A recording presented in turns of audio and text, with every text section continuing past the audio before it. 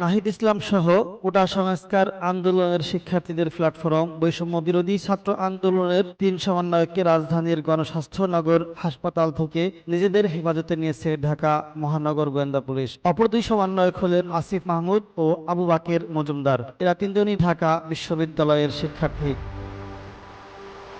একদল ব্যক্তি সাদা পোশাকে শুক্রবার বেলা ৩:৩০টার দিকে ধানমন্ডির ওই হাসপাতাল থেকে তাদের তুলে নিয়ে যান। সে সময় ওই ব্যক্তিরা নিজেদের আইন শৃঙ্খলা রক্ষাকারী বাহিনীর সদস্য পরিচয় দেন। সেখানে উপস্থিত এক সমন্বয়কের স্বজন ও হাসপাতালের চিকিৎসকেরা এই তথ্য জানান। পরে রাতে ৩ জনকে হেফাজতে নেওয়ার কথা স্বীকার করে ডিবি।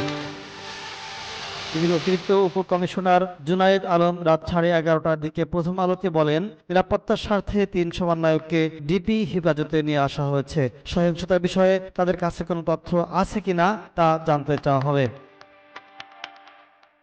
এই ৩ জনকে এর আগে একবার তুলে নেওয়া হয়েছিল। কোটা সংস্কার আন্দোলনকারীরা দাবি আদায়ে সারা দেশে কমপ্লিট শাটডাউন বা সর্বাত্মক অবরোধ কর্মসূচি দেওয়ার পর ১৯ জুলাই মধ্যরাতে খিলগাঁওয়ের নন্দীপাড়া এলাকা থেকে তুলে নেওয়া হয়। ২১ জুলাই ভোরে পূর্বাঞ্চল এলাকায় তাকে ফেলে যাওয়া হয়। নাহিদের শারীরিক অবস্থা দেখে বিভিন্ন স্থানে আঘাতের চিহ্ন দেখা যায়। এরপর থেকে তিনি গণস্বাস্থ্য নগর হাসপাতালে চিকিৎসাধীন ছিলেন।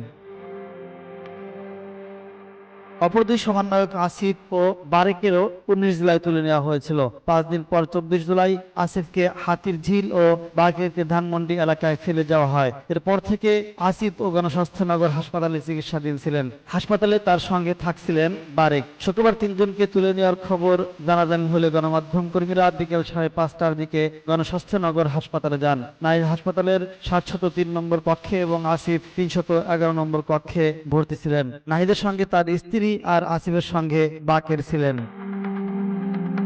হাসপাতালে উপস্থিত নাহিদের স্বজনেরা জানান, বেলা ৩:৩০টার দিকে আইন শৃঙ্খলা রক্ষাকারী বাহিনীর সদস্য পরিচয় দিয়ে একদল লোক এসে প্রথমে নাহিদকে তুলে নিয়ে যান, পরে আসিফকে ও বাকেরকে নিয়ে যান। নাহিদকে তুলে নেওয়ার বিষয়টি জানতে পেরে তার স্ত্রী অসুস্থ হয়ে পড়েন। তিনি ওই হাসপাতালে চিকিৎসাধীন। সঙ্গে থাকা তাদের স্বজন ফাতিমা তাসনিম প্রথম আলোকে বলেন, বিকেলে তিনি নাহিদের কক্ষে ছিলেন। হাসপাতালে যে ছেলেটি খাবার দিত তাকে আটক করা হয়েছে।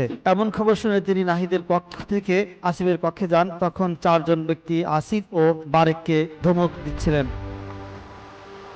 ফাতিমা তাসনিম বলেন, ওই ব্যক্তিরা আসিফ ও বারেককে নিয়ে যাওয়ার জন্য টানা হেঁচড়া শুরু করলে আমিও হাসপাতালের নার্সরা তাদের বলি, রোগীর ডিসচার্জ ছাড়পত্র দেওয়া হয়নি। তখন ওই ব্যক্তিরা নার্সদের ইনচার্জ করে বলেন, আমাদের চেনেন, কাউন্টার টেররিজম সম্পর্কে আপনাদের ধারণা আছে? এরপর কোনো কথা না শুনে তারা আসিফ ও বারেককে নিয়ে যান। দুজনের মুঠোফোন নিয়ে যান। এরপর জানতে পারি নাহিদকে তুলে নেওয়া হয়েছে।